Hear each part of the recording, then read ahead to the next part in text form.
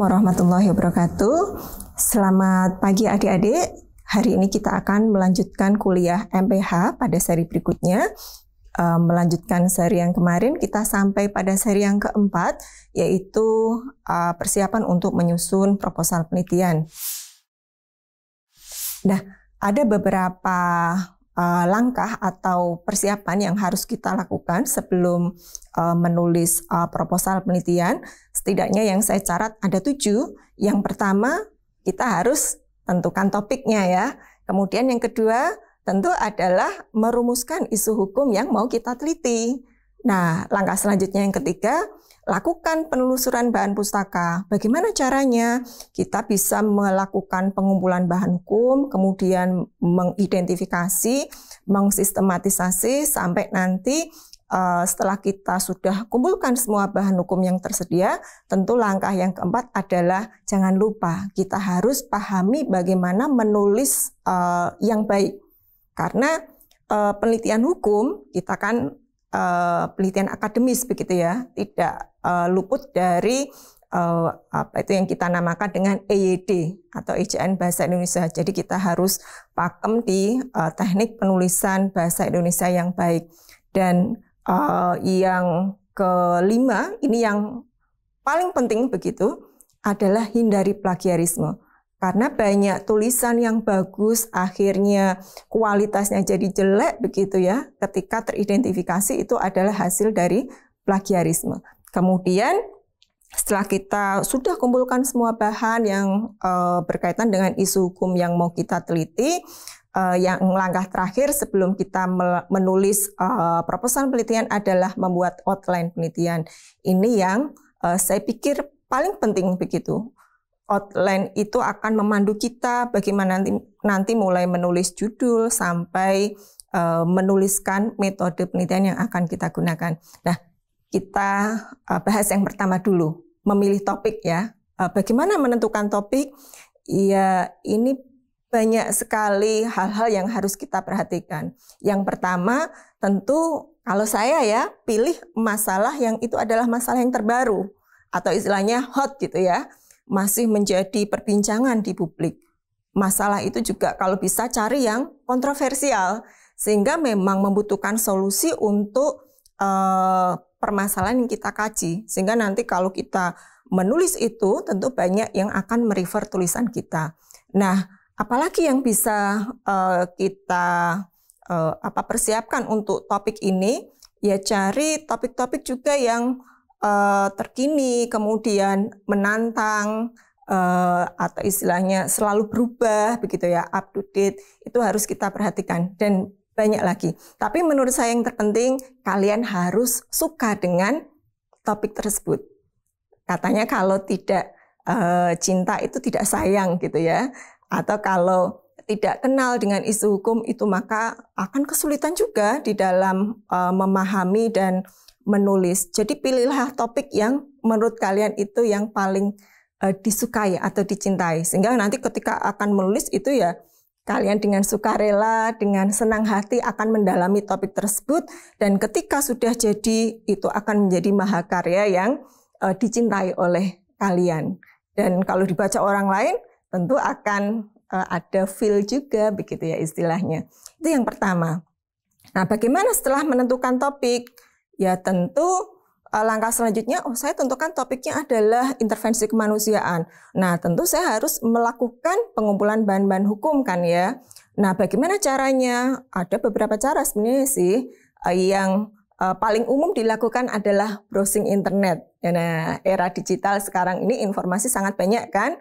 Sekali googling begitu langsung keluar hasilnya. Nah, tapi dalam konteks penelitian kalau bisa jangan googling ya. Artinya jangan menggunakan Google, tetapi cari rujukan-rujukan bahan hukum itu adalah yang merupakan hasil penelitian. Jadi browsing yang itu di portal jurnal, bisa kalau hukum itu hukum online atau portal jurnal yang lain seperti Westlaw dan sebagainya. Itu akan memperkaya kita di dalam menelusuri bahan hukum. Nah, cara lain yang bisa digunakan selain melakukan penelusuran bahan hukum adalah bisa juga dengan interview, diskusi dengan teman, atau juga bisa melakukan observasi kalau memang itu adalah penelitian yang berkaitan dengan perilaku masyarakat tentang hukum. Tapi kalau penelitian yang normatif ya cukup, bagi saya cukup dengan membaca buku, dengan browsing di internet, atau dengan wawancara. Wawancara itu bisa informal dan formal ya, bisa dengan teman sejawat atau wawancara dengan pihak-pihak yang memang sangat kompeten di bidang tersebut, sehingga kita akan memperoleh gambaran topik ini yang sudah diteliti mana sih, yang belum mana sih, begitu ya, sehingga nanti akan lebih mendalam dan kita tahu masalah yang belum diteliti adalah ini, sehingga penelitian kita itu original atau ada kebaruan karena memperbarui atau menambahi penelitian-penelitian sebelumnya. Nah, apalagi yang harus dilakukan? Sudah terkumpul nih data banyak, gitu ya. Ada jurnal, ada buku, ada berita, ada regulasi ya, instrumen hukum, entah itu kebijakan atau lain sebagainya. Nah, tentu kita harus menilai yang mana yang akan kita gunakan. Ada beberapa patokan sebenarnya untuk menilai bahan-bahan tulisan yang akan kita gunakan di dalam penelitian kita, yang nanti akan kita tulis di dalam proposal. Yang pertama tentu adalah mengidentifikasi bahan-bahan yang relevan. Kan banyak ya, kita dapat misalnya 100 tulisan begitu. Tetapi kita mau bahasnya tentang tidak topik besar intervensi kemanusiaan. Misalnya kita pengen nulisnya legalitas intervensi kemanusiaan dalam hukum internasional. Nah, berarti kita harus memilah yang berkaitan dengan legalitas intervensi kemanusiaan di dalam hukum internasional. Tulisan-tulisannya itu yang relevan mana saja. Dan jangan lupa kalau bisa begitu ya, cari sumber yang memiliki otoritas yang tinggi atau tulisannya itu valid. Bagaimana tulisan yang valid ya? Jurnal jelas, tapi jangan refer juga jurnal yang ecek-ecek ya, dalam bahasa tanda kutip. Jadi refer kalau di jurnal di nasional itu yang disinta, kalau bisa yang internasional itu yang Scopus gitu ya, atau yang bereputasi internasional begitu. Atau kalau misalnya kita membutuhkan informasi yang up to date, kita bisa juga merujuk pada website resmi dari berkaitan dengan topik tersebut. Misalnya saya menulis tentang intervensi kemanusiaan, tentu saya akan merujuk pada webnya UN.org atau juga ICRC.org begitu ya, yang memang concern atau sebidang dengan apa yang mau saya tulis. Oke, langkah kedua yang harus kita lakukan untuk melakukan persiapan penulisan proposal penelitian tentu saja adalah merumuskan isu hukum atau permasalahan hukum yang mau dikaji begitu ya.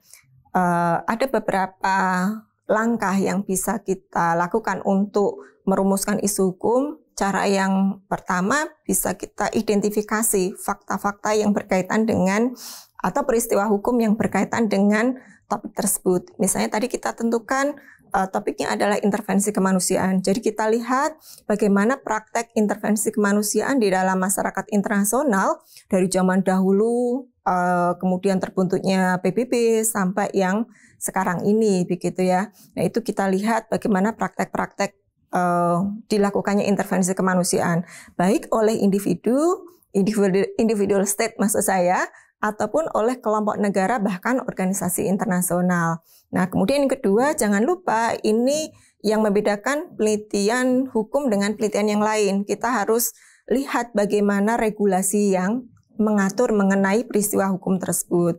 Jadi bagaimana kita lihat peraturan atau ketentuan yang ada di dalam UN Charter untuk legalitasnya, kemudian norma hukum kebiasaan internasional yang mengaturnya, dan sebagainya. Dan setelah itu kita tentukan permasalahan yang mau kita kaji.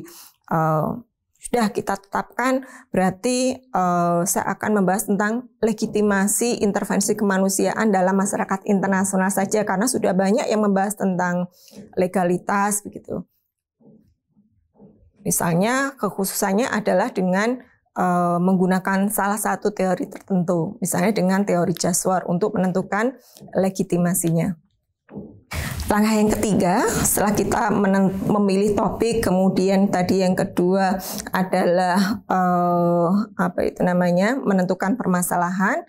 Yang ketiga adalah tentukan letak kebaruan dari permasalahan yang mau dikaji di dalam penelitian ini apa, begitu ya.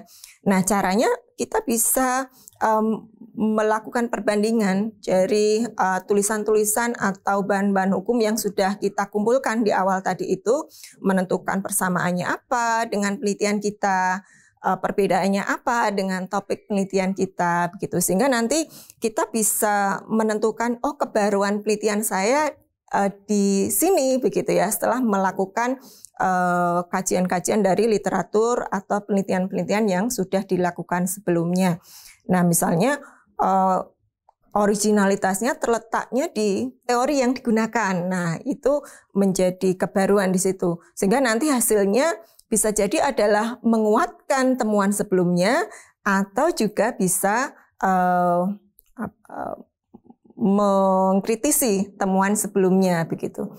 Nah, selanjutnya setelah kita menentukan letak originalitasnya, jangan lupa tadi tahapan yang keempat adalah pahami proses menulis yang baik di dalam penulisan hukum, begitu ya, termasuk di dalam penelitian hukum yang akan dibuat oleh adik-adik.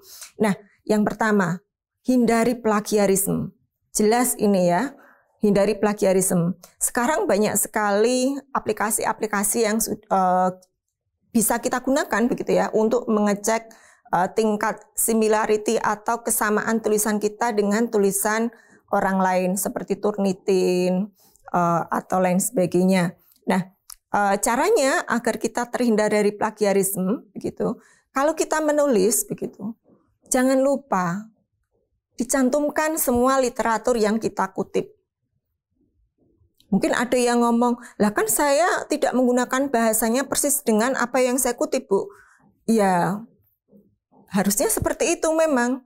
Jadi kalau kita mengambil ide dari tulisan orang lain, tetap harus dicantumkan. Dan harusnya memang seperti itu.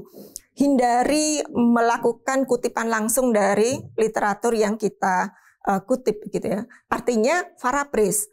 Soalnya nanti kalau dikutip langsung, sama persis begitu ya, apalagi satu paragraf, dua paragraf dikutip langsung tanpa diparaphrase, dicek di Turnitin, nanti akan ngeblok dan itu sudah dianggap sebagai plagiasi. Jadi lakukan paraphrase untuk menghindari plagiasi. Nah, kemudian selain menghindari plagiasi, tentu adalah memperhatikan EYD. Ini adalah penyakit bagi semua penulis, saya pikir. Jadi kalau sudah ngomong EYD itu sepertinya jelibet sekali. Ya, kata asing harus dicetak miring, kemudian menggunakan kalimat dan paragraf yang efektif, harus tentukan subjeknya apa, predikatnya apa, objeknya apa. Kadang-kala kita menggunakan yang complex sentence, kalimat yang kompleks, tetapi satu kalimat itu sampai 5 baris begitu ya, tidak ada subjeknya. Jadi tidak ngomong kan akhirnya kalimat yang kita tulis. Nah, itu harus dipelajari. Itu butuh waktu tersendiri untuk menulis paragraf dan kalimat dan paragraf yang bagus begitu. Nah, ini adalah saya cantumkan beberapa panduan bagaimana untuk mengembangkan efektif paragraf atau paragraf yang bagus.